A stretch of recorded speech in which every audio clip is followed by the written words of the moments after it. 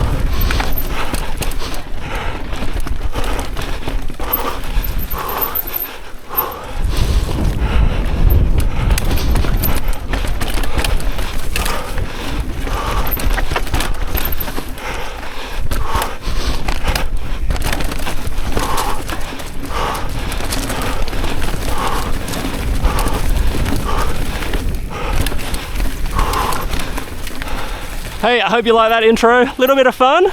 Reminder, if you're not subscribed to my channel, it'd be really great if you could do that. Just about to hit 6,000 subs at the point of recording, so that's a massive milestone. Thank you everyone that's been along for the journey. Whoa. Low tree. Fun bit of track coming up here.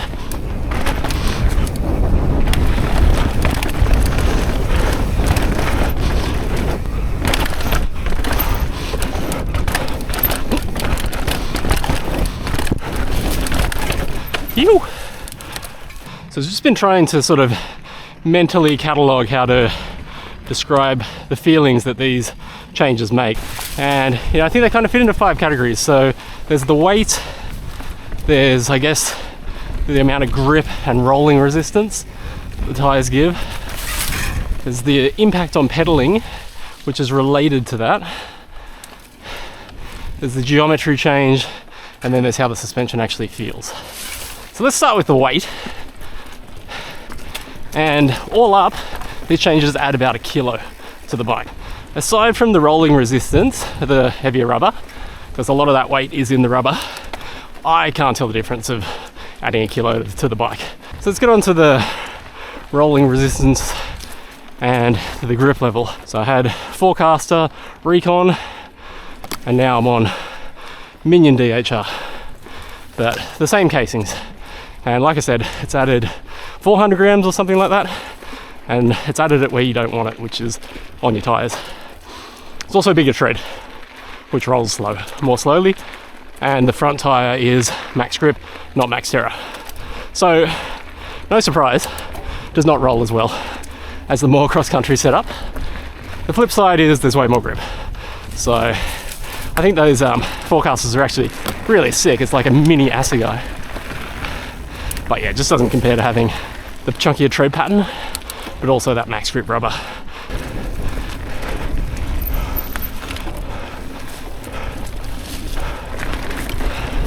Hard to beat a Minion side knob in hero dirt conditions when you lean the bike over. No wonder they're everyone's favourite tyre.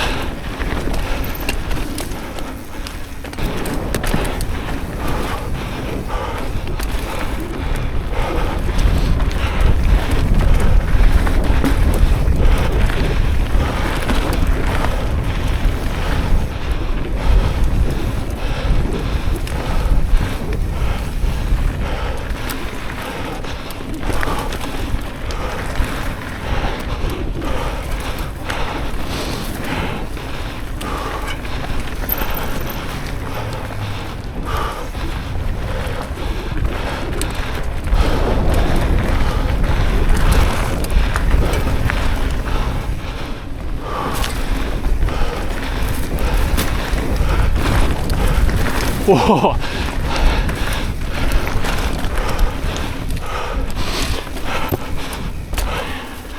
Alright, let's talk geometry. So the longer fork adds about a 1/2 degree to the head angle. So it puts it around 65 degrees in the low setting that I run it in. And I think it's important to run it in the low setting because it also adds to the BB height, and I like my BB as low as possible. And then the seat angle slackens by about the same amount. But actually it's one benefit of going to the XL is that I'm way less off the back than in the large with the seat post really extended. And then there's the pedaling performance, which it has been impacted, and I think most of the difference is just that the shock is a bit more squishy. It's more eager to move than the Fox shock that came on the bike. It doesn't quite pedal as good. I can pump the shock up more and run lower sag, and it pedals quite a bit better, but I really like how it feels when it's softer, so I just kind of put up with it. Not quite pedaling as well. And then, as I alluded to there, the suspension feeling, especially with the shock, is quite noticeable. The fork is slightly plusher off the top. Hey mate. It's slightly plusher off the top, not super noticeable, feels like it did before, but the shock is night and day more plush and provides a lot more grip than the little CTD.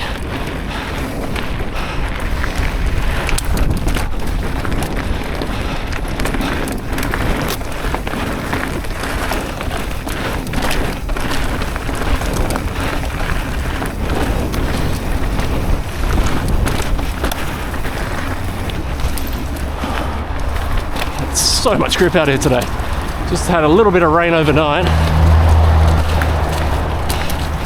The dirt's just full tacky. I'm definitely going to keep the Fox shock for if I do really big days. I'll just swap that over and put the lighter tyres back on. And that's what I really like about the Tallboy. It's such an adaptable bike. But since it's in a beefier mode, I thought I might bring it over and take on some more demanding trails.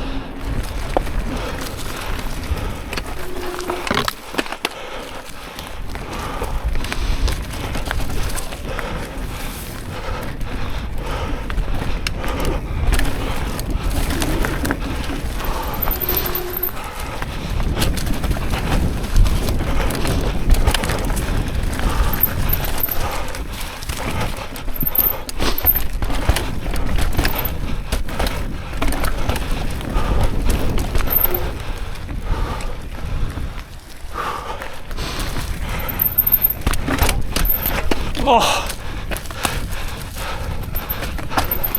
this bit's got so janky.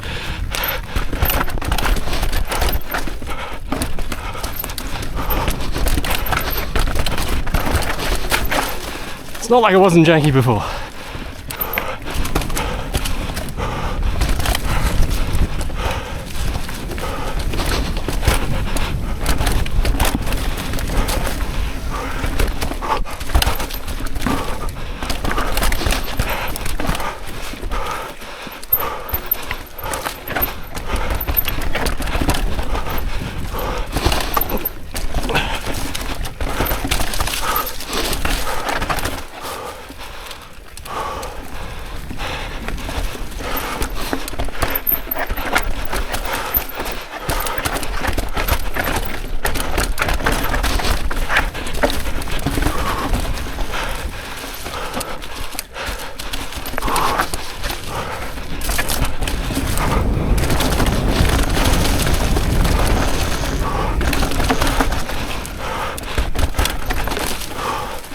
Much scarier through there without the foliage. It's like there's nothing to catch you if you fall off the side.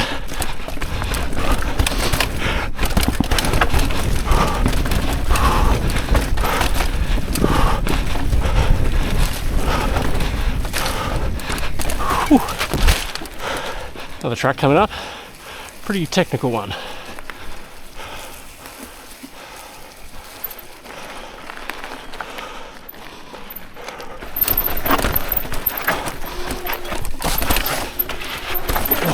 Oh, that was a trailer.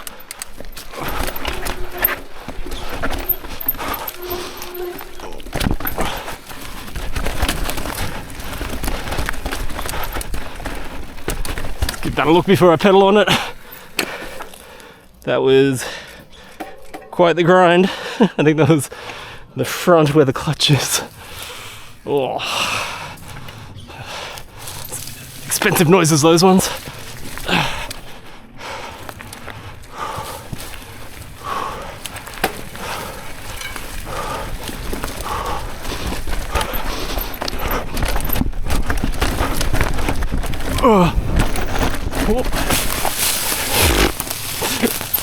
I guess we'll do that again.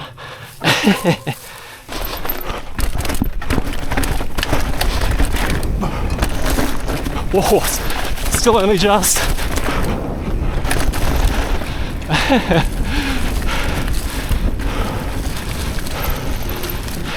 It's a big sender here, but I've never hit that. Not even on the big bike.